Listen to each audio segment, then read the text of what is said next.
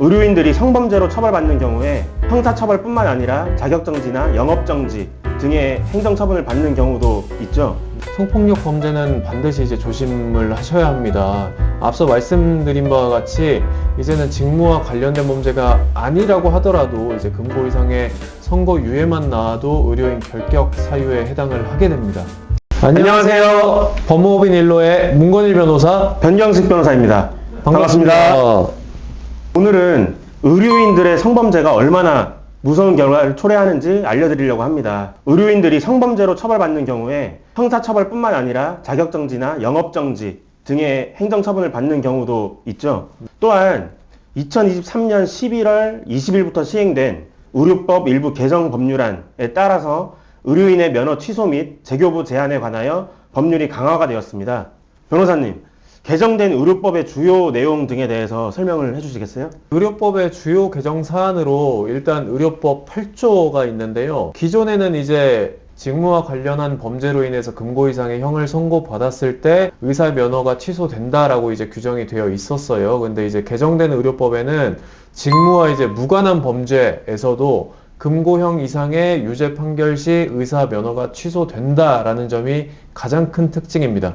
의료인들에 대한 처벌이 너무 강력한 거 아닌가요? 특별히 의사 등에게만 이러한 강력한 규정을 둔 이유가 어떤 거라고 생각을 하세요? 의료인 같은 경우에는 국민의 생명과 건강을 다루는 지위의 특성상 이제 높은 수준의 직업적 윤리와 사회적 책임이 요구된다라는 게 주요한 맥락입니다. 기존에는 의료법 위반 행위 범죄만으로 의료인 결격 및 면허 취소 사유로 규정되어 있었던 것이 이제 환자들의 불만이 높아지고 의료인에 대한 신뢰가 훼손될 수 있기 때문에 아무래도 그런 취지들이 개정법에 반영이 된 거죠. 다만 이제 의료계에서는 살인이나 성범죄 등의 반인륜적 범죄에 대한 의료인 면허 취소에는 공감하지만 업무 연관성이 없는 교통사고라든지 아니면 금융사고 등으로 인해서 면허가 취소되는 건 이제 조금 부당하다는 이런 목소리들이 있습니다. 예, 그러면은 이제 의료인들이 특별하게 조심해야 될 범죄 유형을 따로 정리해 두신 게 있으실까요? 예, 사실 저는 이제 의료인의 강력범죄나 성폭력 범죄에 대한 제재가 부족했다는 취지로 의료법이 강화되었다라고 조금 생각을 하는데요. 성폭력 범죄는 반드시 이제 조심을 하셔야 합니다. 앞서 말씀드린 바와 같이 이제는 직무와 관련된 범죄가 아니라고 하더라도 이제 금고 이상의 선고유예만 나와도 의료인 결격 사유에 해당을 하게 됩니다. 예, 성범죄는 일반적으로 초범이어도 기소유예나 검사의 구약식 처분으로 안 끝나고 재판으로 가는 경우가 많잖아요. 근데 무죄가 아닌 이상 재판에서 선고유예 이상을 선고받으면 이제 의사 면허가 박탈되게 되는 것이네요, 그러면? 예, 맞습니다.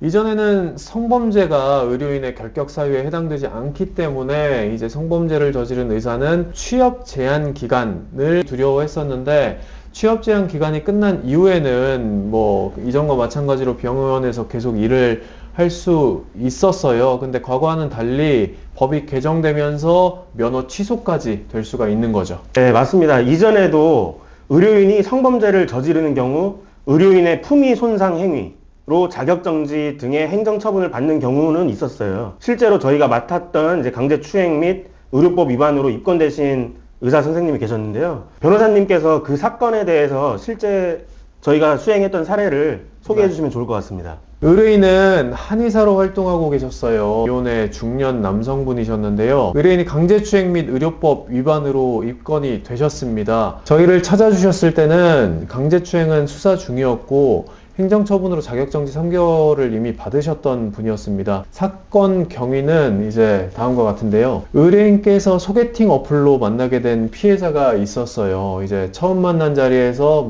술도 한잔 마시고 얘기도 잘 하고 잘 어울렸습니다. 사건 당일에 의뢰인이 마음에 들었던 피해자가 본인의 집에 놀러 가자라고 해서 처음 본 날에 간 거죠. 의뢰인은 2차로 피해자 집으로 같이 가게 됐습니다. 그런데 둘이 이제 맛있는 것도 요리해 먹고 술도 한 잔 들어가니까 자연스럽게 이제 스킨십을 하신 거죠. 의뢰인이 피해자에게 침 치료와 추나요법 치료를 해준다라고 했는데 피해자가 동의를 해서 차에 있던 침을 가지고 와서 뭐 침도 놔주고 추나요법도 하고 뭐 이렇게 하셨던 거예요. 그러고 나서 이제 잠을 자려고 했는데 의뢰인께서 성관계 의사를 물어보셨어요. 피해자가 아직 너무 서투른 것 같으니 나중에 하자, 오늘은 그냥 잠만 자고 가라 라고 한 거죠. 의뢰인은 알겠다라고 하며 잠을 자려고 누웠는데 잠이 오지 않아서 피해자분이 이제 잠에서 깰까봐 아무런 말도 안 하고 집에 택시를 타고 가셨어요. 예. 그런데 그 다음날 피해자분이 이제 강제추행 의료법 위반 등으로 경찰서에 신고를 해버리신 거예요. 예. 보건소에서도 뭐 불법 의료행위를 받았다라고 해서 뭐 진정이 됐다라고 통보를 받으신 거죠. 피해자분이 뭐 때문에 갑자기 신고를 하게 된 건가요? 피해자는 아마도 본인이 성관계에 응하지 않자 의뢰인이 그냥 도망간 것으로 생각을 했던 것 같아요. 의뢰인분은 어떻게 처벌이 됐나요? 이제 당시 수사기관에서는 저희가 무혐의를 주장을 했었어요. 우선 CCTV를 증거보전 신청해서 당일 의뢰인이랑 피해자가 집에 들어가는 장면을 살펴봤는데요. 그런 사이가 좋아 보이는 정황들을 찾아냈습니다. 결국 저희가 형사사건에서는 무혐의로 끝을 냈는데요. 의뢰인께서는 이제 행정처분의 구제가 조금 급한 측면이 있었어요.